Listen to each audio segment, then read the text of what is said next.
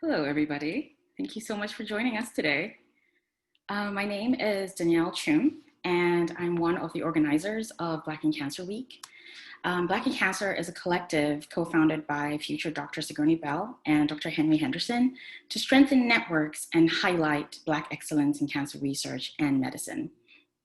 We would like to thank Cancer Research UK, the Tiger Lily Foundation, and Fred Hutchinson Cancer Research Center for sponsoring this week's activities. If you've been following along this week, you'll notice that each day has been named after a hallmark of cancer. Today's hallmark, avoiding self-destruction, is a characteristic of cancer cells where they switch off the kill signals in them. We are turning this on its head, and for today, we're going to talk about how we ourselves can avoid self-destruction. I'm very honored to have Dr. Ajita Robinson here today to help us dissect this topic. Dr. Robinson, thank you for joining us today. Thank you very much for having me. Absolutely. So to start off the conversation, I was on your website and you said something that really stuck out to me. You said, "It's not a coincidence that I became a grief and trauma therapist. I became who I needed." Can you please tell us more about that and how that plays into your current career? Absolutely. I often talk about my experience as a child. By the time I was 9 years old, I had an ACE score, which is adverse childhood experiences, of an 8 out of 10, which indicates that I should have lifelong and cumulative trauma experiences that would impact my trajectory. And as a child with unresolved, who grew up to be an adult with unresolved grief and trauma, I didn't have language as a child to understand that my experience was even traumatic, because it was just my day-to-day experience. I didn't know any different. And so it wasn't until I was in my studying psychology and having to kind of explore my own family systems and histories that I really understood what was happening for me, and also how that was showing, how that kind of manifested into who I became. And so I really became interested in how grief and trauma impacts us physiologically, psychologically, and emotionally, and how that shows up in our work, right, in our relationships, in our friendships, in our self-identity. And so I became a grief and trauma therapist really by accident. I was fighting it. I was trying to go to law school, in fact, and yet the trauma that was existing and present for individuals encountering the criminal justice system really had roots back in childhood trauma and grief. And so it really was a full circle moment that in order to be a specialist and therapist doing grief and trauma work, I first had to heal the parts of myself that had been unacknowledged and unaddressed. And so that's the piece for me that was about becoming who I needed, because it wasn't available or accessible for me until I was an adult. That's fantastic. Thank you so much for sharing that. Sure. But as you were talking, you said you didn't have the language for trauma. What is trauma to begin with? If you could just define trauma for us to start off. Absolutely, absolutely. And so trauma at its very basic level is a loss of safety. It involves generally an emotional or psychological injury or wound that either is maybe a result of perceived or actual exposure to traumatic material or content, or violence, or the perceived threat of bodily harm, emotional, mental manipulation. But at the very basic level, the common and most important part of trauma is a loss of safety. And that just creates room for us to understand how experiences that we normally wouldn't perceive or code as trauma are in fact traumatic for us.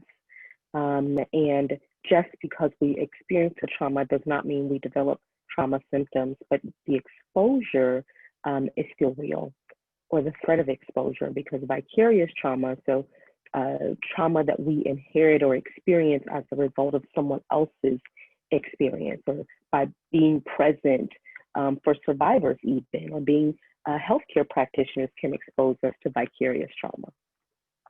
Oh wow, that's really interesting. I didn't realize that sometimes you cannot show symptoms of trauma, but in instances where you do show symptoms, like what are the ways trauma can manifest? When, you know, Yeah. yeah. So for it, trauma is a full body experience. And so trauma has manifests biologically, psychologically, emotionally, spiritually even. And so some common ways that trauma might show up that I think are most recognizable, and we'll talk about some that we may not recognize are trauma symptoms, are hypervigilance. And so we might be hyper aware of potential triggers or environments or even our route home, right? We might be hyper vigilant around keeping ourselves safe in ways that might disrupt our normal routines or patterns. Anxiety is a common, our startle reflex in situations where we are not at risk, right? And so context is always important when we talk about trauma responses, right? Because some of the responses to trauma can be adaptive given the environment. And so we can explore that a little bit later. But other ways that trauma can manifest are digestive issues. And so we might have stomach pain. Oftentimes individuals with trauma symptoms end up at primary care or in other, gastroenterology or other spaces, and it is not because it manifests as biological or psychosomatic complaints. We might treat the digestive issues, not recognizing that it is a response to trauma. Heart palpitations, chest pain, migraines and headaches, fatigue, loss of concentration, memory loss. All of those pieces Allison, show up as trauma. you're telling too many truths right now. The headaches and the migraines and the stomach aches, but yeah, please do continue. I just wanted to comment that these are things that I'm hearing from my friends recently. But I want to mention one that is really, really common that's often missed, particularly as Black people who often experience cumulative and complex trauma as a function of racial trauma and as a function of being in oppressive or toxic environments, whether that we think about that systemically as a society or workplaces or encountering healthcare systems that have disparate treatments for us. All of those places can create a breeding ground for racial trauma and the symptoms that show up. And for those of us who are often the only in whatever environment we might be operating in, is that many of us have been conditioned that our worth is connected to our productivity. And so hyperproductivity ends up being a trauma response for those of us who have been conditioned to work harder in order to be treated as equal. And so this often means that we do not have good boundaries and experiences with rest. And so we might overexert, right? We are trained to dismiss and deny our experiences in our body because we're trained to produce, right? So we're socialized that way. That gets reinforced, right, on a regular basis. And so we internalize that, right? And it can create joint pain. It can create imposter syndrome, self-esteem issues, a loss of what I call a home. And so we may not fit in the environments, right, with our peers and colleagues, but we have achieved and obtained, whether it's success or education or what have you. And so we no longer truly fit with our families of origin because of the gaps that might exist. And so we endure that loss as well. And so those are just some things that can show up certainly on this journey as it relates to trauma.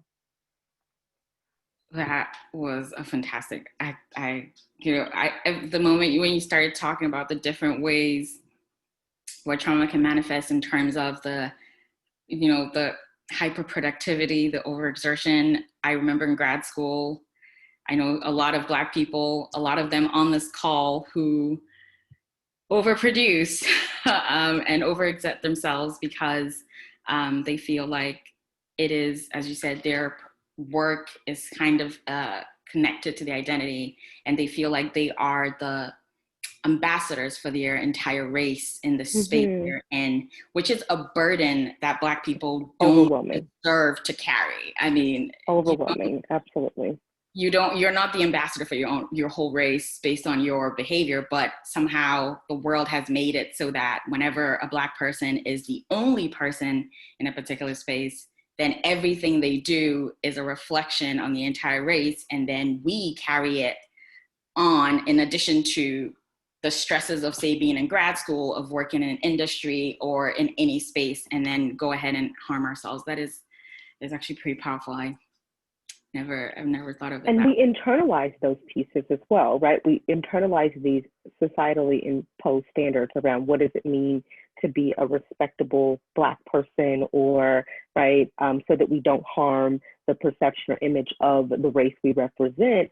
When we see someone behaving in a way that feels like an outlier, we can as kind of in within culture, kind of shame or get that person to act right in accordance to whatever these predisposed standards might be, which really can create some internalized harm, right?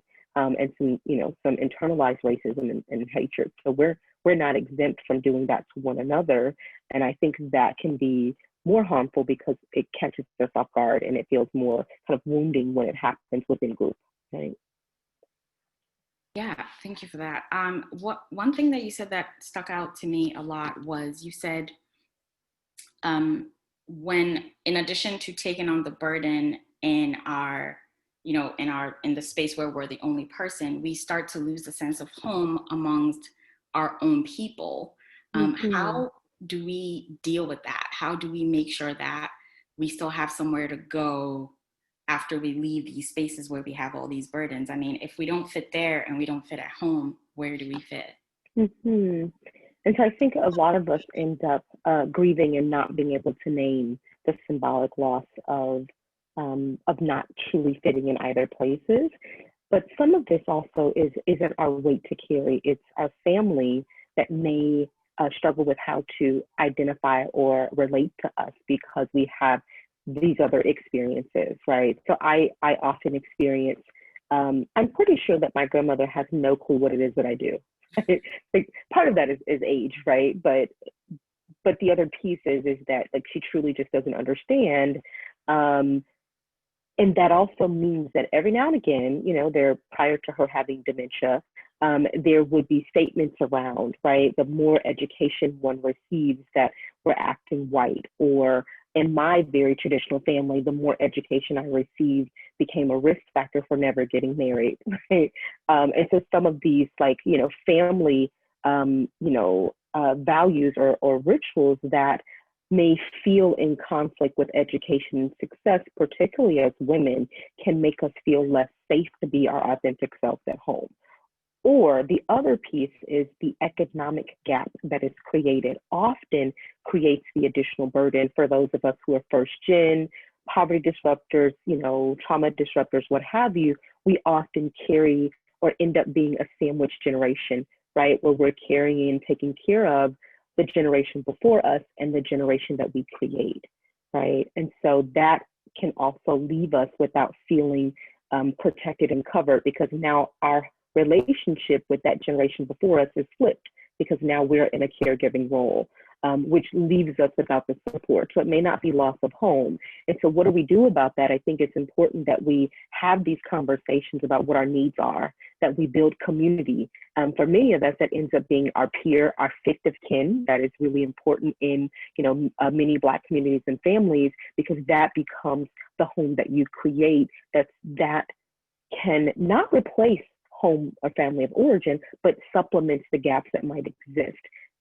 And being able to honor that family of origin can be safe and supportive and healthy, and still have unmet need for where you are in your life and your career, and that we need something else to add to it. And so it isn't kind of this either or, it can be a both approach. Yeah, that's actually that's a great segue into, if if we're taking care of ourselves, where we don't fit in at home, how, when we come back into the spaces where we're the only person, what are ways we can like identify and tackle traumatic instances or moments of anxiety, and how can we actively and healthily deal with it? Mm-hmm. So, as trauma therapists, we like to use a phrase that says, you can't heal what you won't name. And that is one of the most powerful things that you can do on your healing journey, is that particularly when we're in environments that are toxic to us, that are traumatic for us, sometimes they're so overt that we begin to question the thing that's happening in your body, because the body keeps the score around spaces and environments that don't feel safe, right? Even well before we're able to articulate the thing that makes us uncomfortable. This often is really, really common when we're experiencing overt racism and oppression, is we second guess whether or not that's what we're seeing, right? Because a part of us is it's disbelief, but the other part is it's overt, right? It's not right out. Sometimes it's right out in your face, and that one we're like, oh, wait a minute, like that I know, right? But a lot of us are experiencing overt racism and oppression in workplaces and other, in universities. Like none of the infrastructures or systems are exempt from this. Some are better than others, but and it can make us doubt our lived experience, doubt what our body is telling us, because again, we have been conditioned to disconnect from that physical parts of ourselves so that we can continue to produce and endure and be resilient and keep going, right? And so this also happens when we're encountering potentially traumatic or toxic environments. And so naming what you're experiencing is important, giving yourself permission to name the thing that is happening for you in a space that feels safe, where we don't have to worry about taking care of whomever we're talking to, which can happen in our families and our friend groups, right? We don't have to watch our words for fear that we might be misunderstood or perceived as aggressive in communication. That we also understand that it is a full body experience.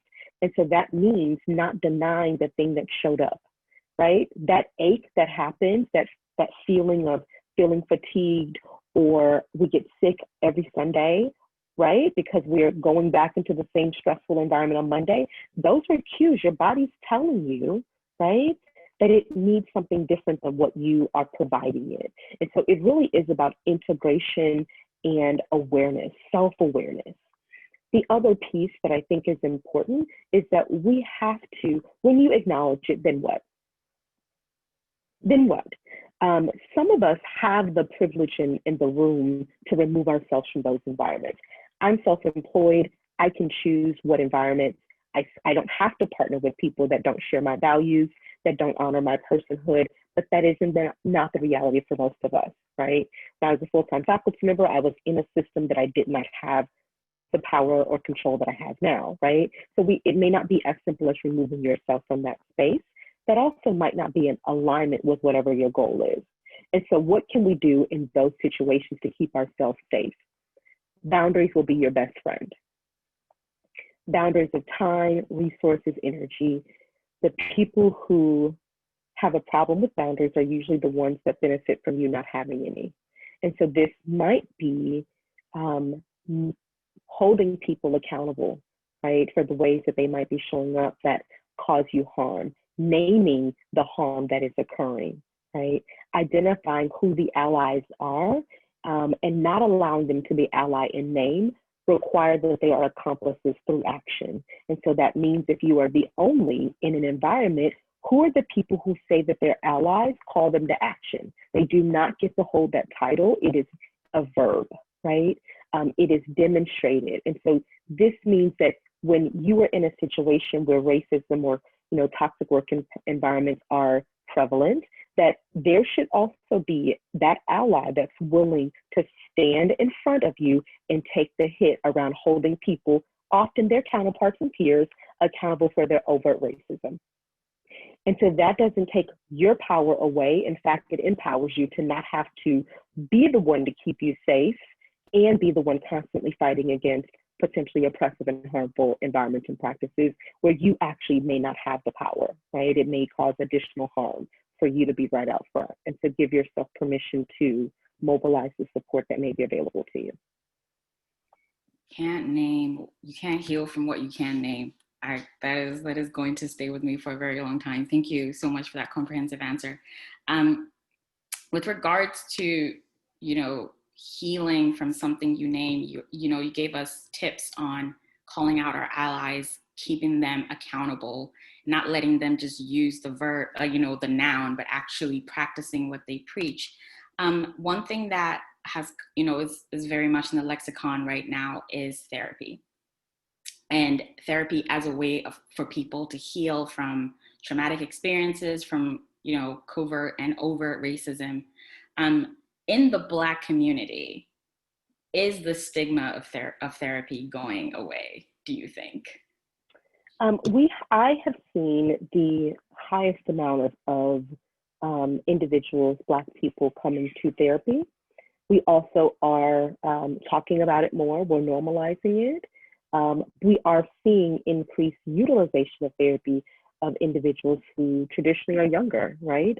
I see clients across the lifespan, but it's generally our folks who are kind of 40 and under that don't, they tell their friends, I'm going to therapy and you should go to therapy too, right? We get a lot of referrals from people that are saying, can I bring them a good girlfriend, right? And we're seeing more Black men come to therapy, which is really important. And that is something that's happening across the country. I think that will continue as we continue to normalize that therapy is not for crazy people, that you do not have to be on fire before you can get support.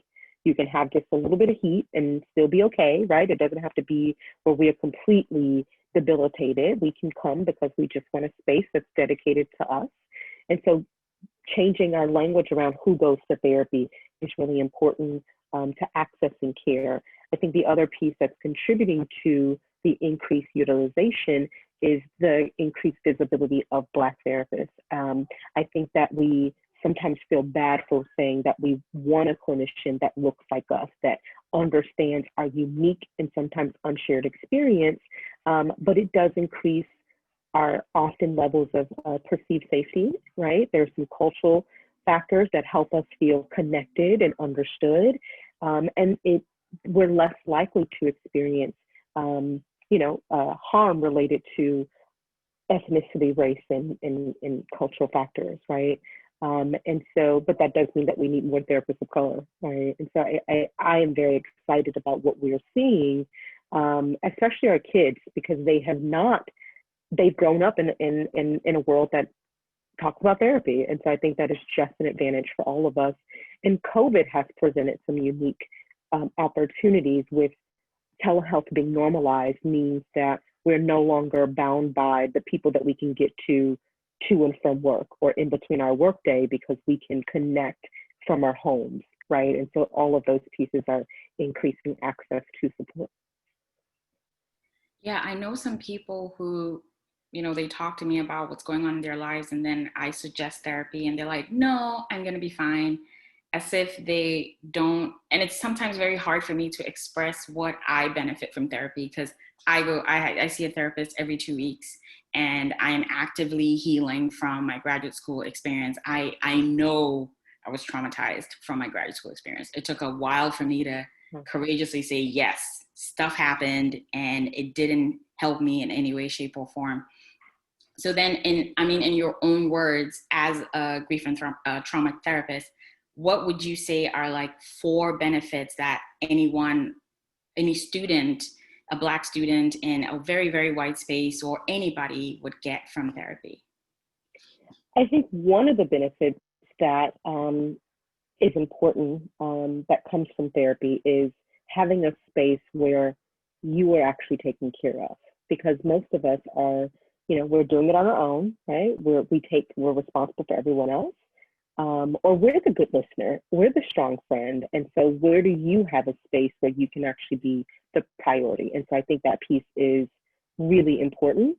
I think one, again, this is self-care. This is teaching you to slow down and center yourself in your life, which our society does not normalize. And so that is one important benefit of therapy.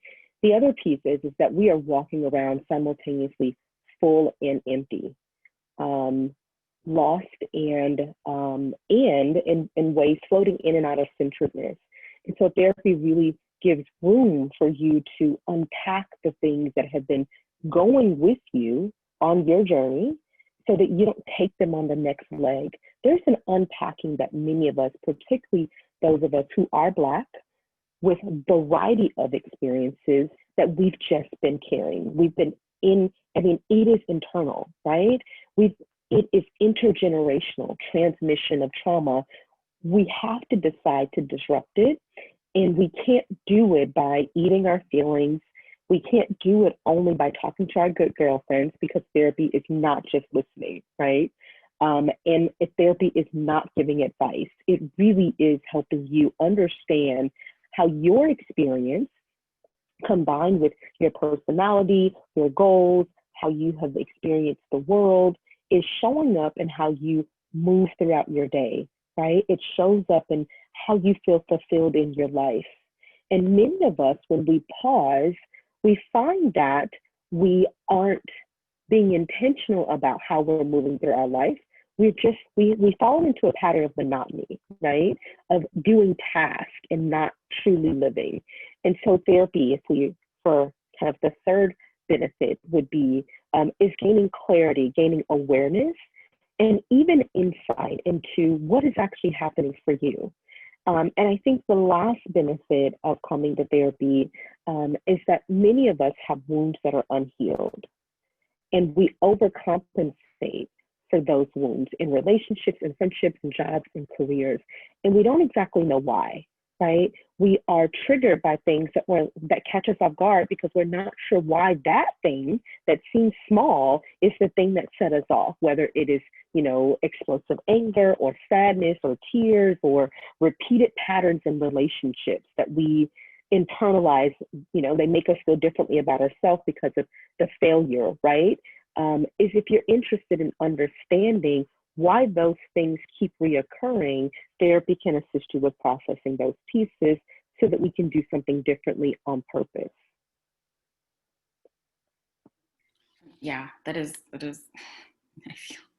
I feel like you're giving so many truths and I want to be taking notes, but I'm hosting it. So, but I am a big believer in therapy, but I also understand that I'm privileged that I can afford a Black female therapist, because I wanted, as you were saying earlier, we want people who look like us, because then you don't want to have to explain the experience of being Black in addition to explaining the experience, your traumatic experience.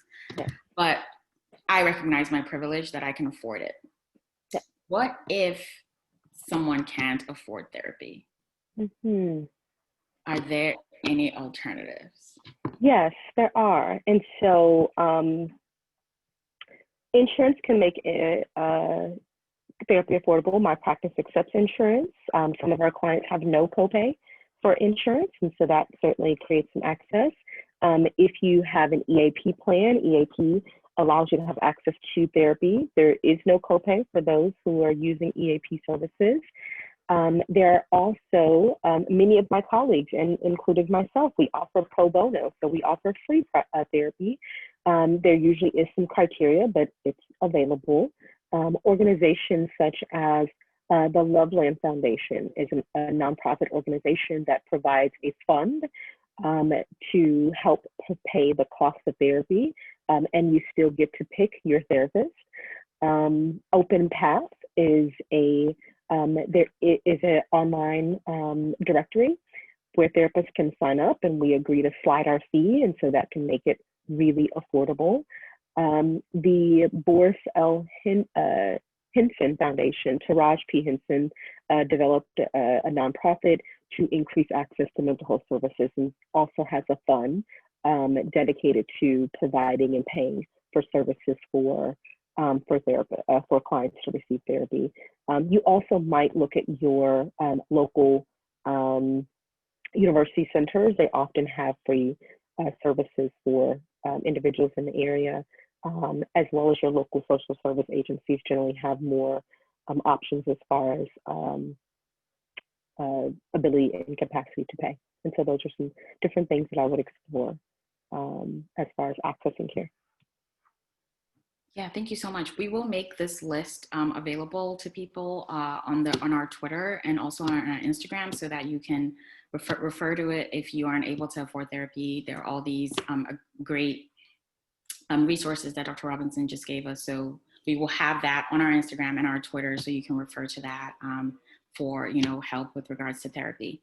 So now we've worked on us. Yes.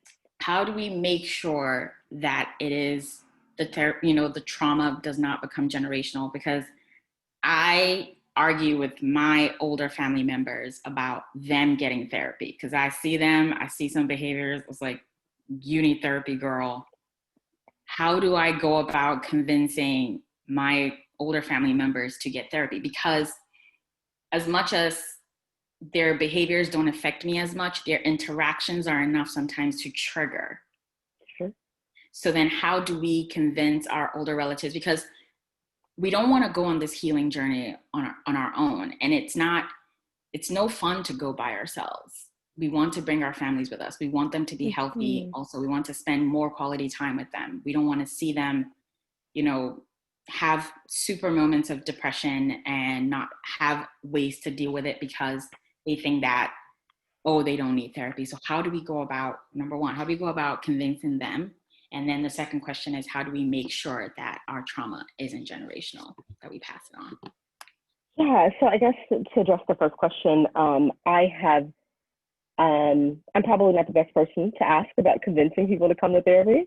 I do believe that um, that everyone should come to therapy voluntarily, right? I think that sometimes people can't come for themselves, but sometimes they can come for you, right? And so if there's something that's happening and you make it about you, that might get them in the room.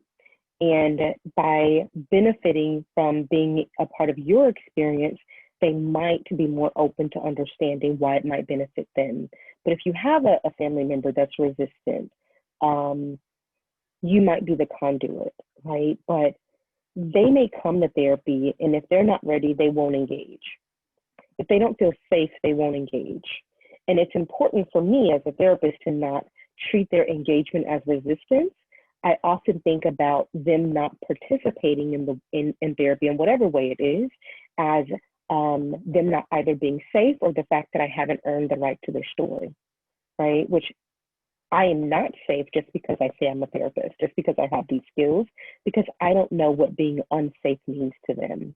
And so if you have a family member that is pushing back against going to therapy, we might want to understand what they think about therapy. Because if we can address the barriers, we increase our likelihood that they will go, that they will at least try it, right?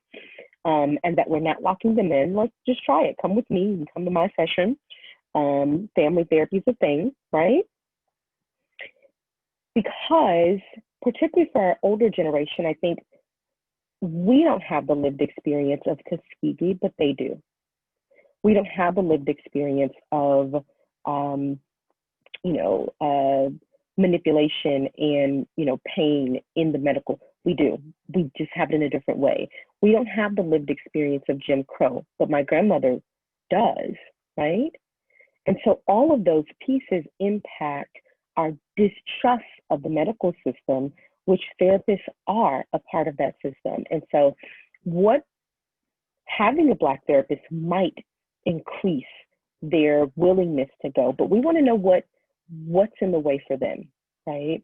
And then we can address those components. The other piece that we can do is we can just model how we have benefited. And so what I know my family benefits from when I am constantly engaged in my work, right, is that I'm able to be nicer to them, even when I disagree. So for me, the way that I handle conflict, and this, yes, I'm a therapist, but part of that process for me was doing my own work so that I could forgive the people in my family who never apologized, right? Who weren't sorry. And so I think your own healing and being a representation of that is probably one of the best things that you can just model for them. And then create boundaries because, I have folks that like to use my client and the work that they're doing in therapy to just glean, like, so what did she teach you this week? And they're like, so I'm not going to come back and report the skills I'm learning so you don't have to go, right? And so hold them accountable to that piece when they're clearly, they clearly have some interest. The second part of your question around intergenerational trauma, this one is complex, and so I'll kind of try to simplify. Intergenerational trauma is passed down through our DNA, through our cultural norms, and our practices. And so going to therapy can literally change your DNA and the way that your brain is wired with respect to triggers and traumatic memories. And so that's one piece, right, is to be able to do some intentional work that involves the mind-body connection and neural connections, right? The other piece that sometimes we do that work around healing ourselves, but we don't disrupt the practices and the norms that exist in our family systems. And here's what I mean. And for those of you who are not on the panel, if you pop in the chat box, if this resonates for you, just pull one. At any time in your experience, was there a family, a loved one, or adult in your life that told you what you couldn't do because of being Black? Their goal was to keep you safe. So I will give an example. I was told at a very young age not to run in stores for fear of being perceived a theft. Right? I was told that I never owned a toy gun. My son is not allowed to own a toy gun because he's a Black boy in this country until mere rights happened. Okay? How do we engage with police officers? As a function of being Black. Now, these are societal conditions that force us to teach our children how to engage so that they come home. That's trauma that is passed down. Those are practices that are passed down, right? But there's some other things that are being passed down in your family that is your stuff, right? And it might be that regardless of what's happening in a relationship, we do not get divorced. It may be around how women are educated and the value that they have in the family. We want to also process the said and the unsaid norms and practices within our families that cause harm across generations.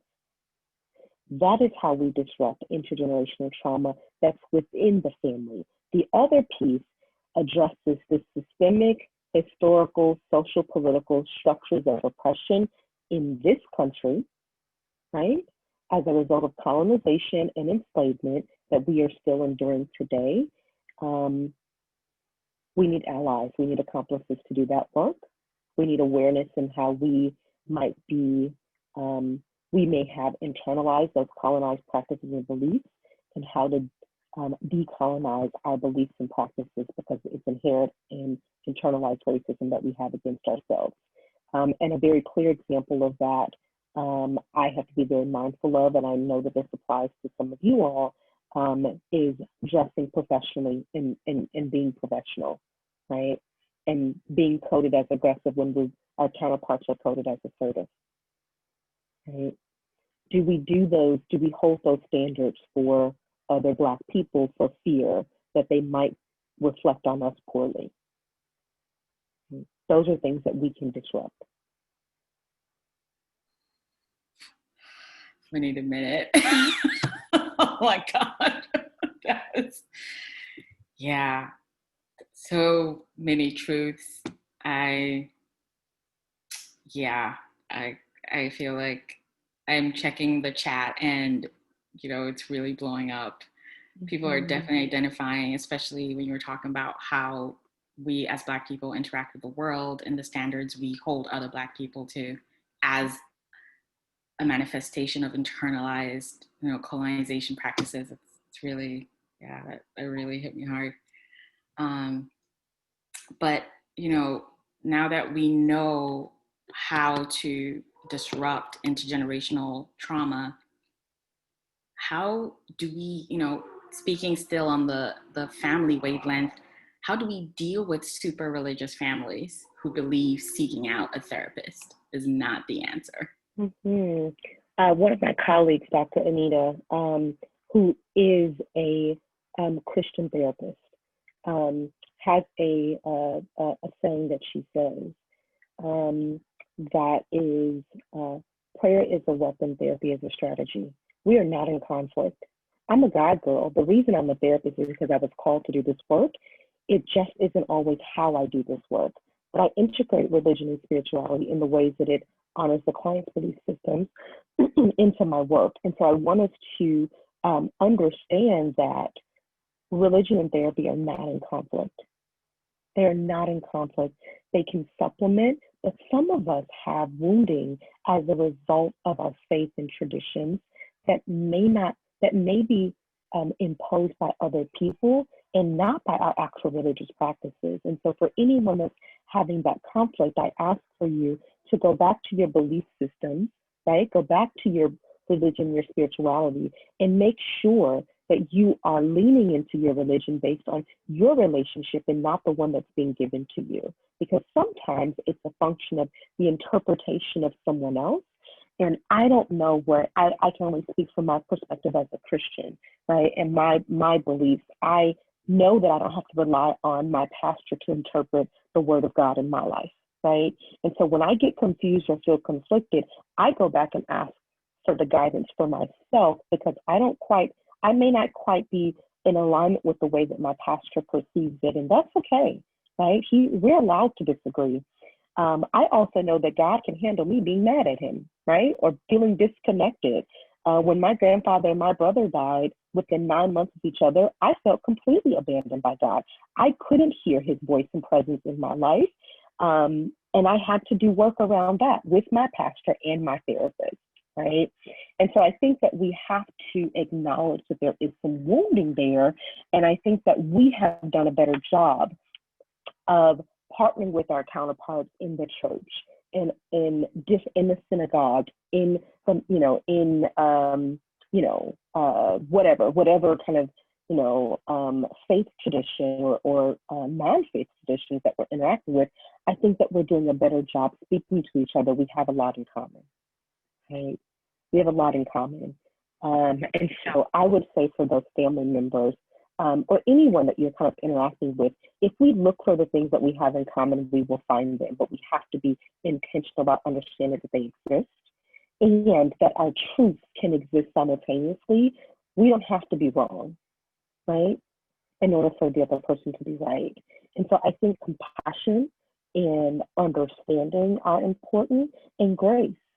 Those who are in our families who may be holding tight to some of these religious beliefs or principles that feel dishonoring to you, ask yourself what purpose they serve for them. Where did they learn it, right? We are geared towards survival, and some of us are still operating in that place because we haven't figured out how to move from survival to thriving. And so my job as a therapist is to meet people where they are. Your job as clients, as people, is to understand where you are, where they are, and where your boundary is. We may not be able to move people, but we can understand them better, right? And when we hold boundaries, we can be in our truth and understand that they have a different one. Wow, I just want to say my sincere condolences on the passing of your grandfather. That's really, and your brother, you said? Yeah, absolutely. Thank you. I'm so sorry. Thank you so much for talking about that, because a lot of us are raised in the church and a lot of us are told to pray everything away. And I was like, but what if there is something on earth that you can actually use? And your quote about, therapy being a strategy, that I think that resonates with a lot of people. But you also brought up setting boundaries, and we have a question in the Q&A box about how do we set and maintain boundaries? I mean, as a way to move from surviving to thriving, how do we do that? Mm-hmm. That's a part of the unpacking and the naming process, right? Because oftentimes we don't set boundaries because we feel bad about it, or someone else kind of manipulates us feeling like around the boundary, right? And so ask yourself who benefits from you not having a boundary, right? And what cost you pay by not maintaining it. Because there is a cost that you pay, whether it's your time, your mental resources, your energy, your money. There's a cost that we incur. And so I think that it's important to understand the why, where we learn that boundaries was a bad thing, because boundaries they get a bad rap. And I don't mean boundaries from the perspective of like withdrawing or being unavailable in ways that don't actually align for you. But if your friend is constantly, you're constantly available and doing crisis management, and that is your friend, that is not the role that you're functioning, you may need to have a very clear conversation. I like to call them confrontations, because we're confronting people we care about. So ideally we're doing it because we want something better for them, as opposed to just confrontations with no care about how it lands for people. We care enough about them, right, to confront the patterns that we see that are in conflict with what they say they want. So this is accountability, right? And I might say, I'm always curious, right? Like, this is a thing that is constantly happening for you, but you're not willing to do anything different, right? We're not willing to try. And I normalize that it's scary. The unknown of what happens if you come to therapy and you take the lid off what you've been suppressing often means for those immediate sessions, you feel worse. You feel worse because you're no longer numb to the thing that you've experienced, because we've now named it, right? It's now out there in the world. It's real, but it was always there. You were carrying it in your hip, right? Your hip flexor was irritated, right? You had that pain in your knee, that ache that was pervasive in your back that we ibuprofen, right? It was stored in your body, and now it's showing up in a different way. And for many of my clients, if you continue to do the work, those things alleviate, right? We don't have to hold them. We can metabolize them and allow them to leave the body. And so I call my friends, my non-therapist friends in particular, to do the things that they say they actually value, which is to feel better. How is that clear in where you spend your time and your resources, right? And if it isn't, I don't exactly believe that that's something you value, right? And again, doing that in a way that is out of love and out of care. And so that changes our approach. Yeah, wow. I feel like everything you're saying, I want to take it and just bathe in it, because it's the truth. It hurts so good, but we need it. We need to name our traumas. We need to make sure we're not passing it on. And we need to model our healing. And as we're coming, to the top of the hour, I would, for today, as I said in the introduction, we're avoiding self-destruction. And one of the things that we're doing for Black and Cancer Week is we're sharing self-care tips on Twitter. Mm-hmm. The hashtag is VIC Selfcare. And so to, end this panel on, to end this panel on a great note, I wanted to ask if you would share one self-care tip that you have been during this quarantine. Yes. And so I have been saying no on purpose and allowing no to be a complete sentence. And so one of the best things that I've been able to do for myself, because there's been a lot of opportunities and a lot of, free time that's not really free time, right? That can be distracting, that can pull you in different directions, and being able to say no, not worried about the things that I'm missing out on. I firmly believe that God won't allow me to miss my blessings, and so saying no doesn't change my trajectory of my path. That also creates room for me to say yes to the things that are divinely for me. And so that includes saying no to people who ask for help that, yes, I can do, but I should not. Again, because I'm centering self in my life and my journey, and that requires that I protect my energy, resources, time, and money.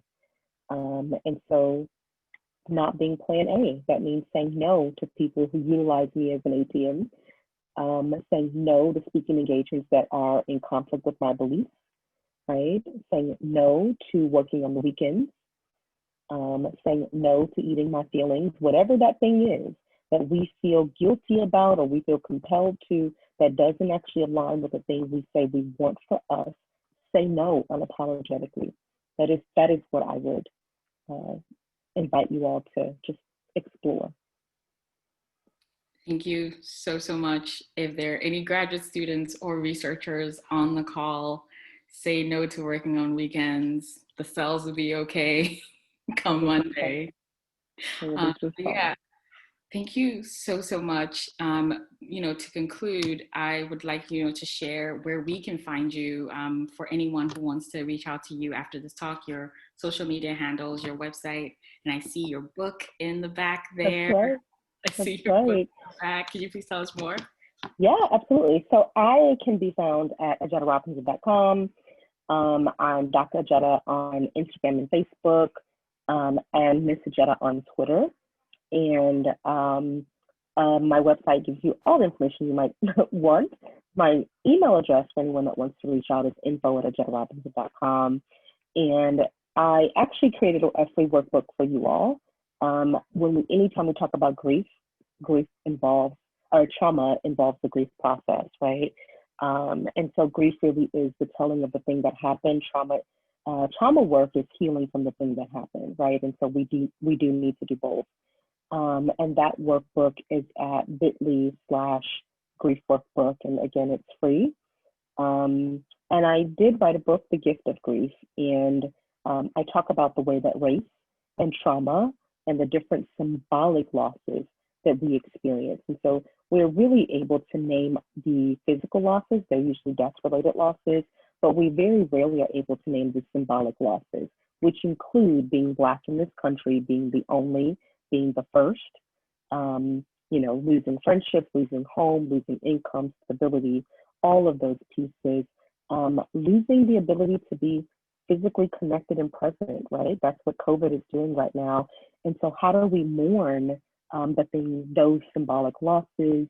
How do the holidays, anniversaries, other milestones, how did that show up, right? How does social media impact our grief and our wellness? All of those pieces I talk about in the book, which is also available at ajettarobinson.com/book and on Amazon. Thank you so, so much. This has been so edifying and so enlightening. I'm very happy that we got to have you, as we celebrate Black and Cancer Week. And I want to thank everybody who was able to join us. I hope you got a lot of gems from this. I know I did. And I hope you're able to go out there, share this knowledge, and also work on healing yourself so that you can be a better person for you and a healthier person for you. And then that would reach out to everyone around you. So thank you so much. And please stay tuned. Check out our Instagram, Black and Cancer, and our Twitter, Black and Cancer, for more programming for the rest of the week. And we'll see you at our next panel. And also share your self-care tips on Twitter. Thank you.